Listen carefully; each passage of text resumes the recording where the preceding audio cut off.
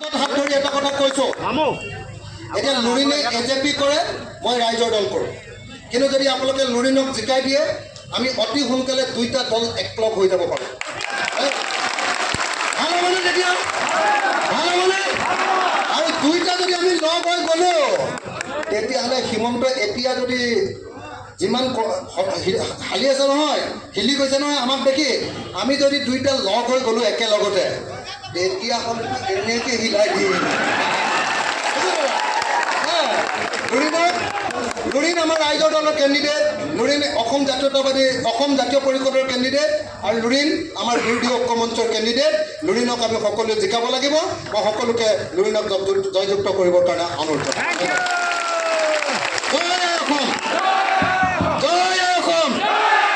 চবেই একেলগতে হাতখন তোলক না, কেলে অসমীয়া মানে এটা দুইখন হাত তোলকচোন এবাৰ, দুইখন হাত।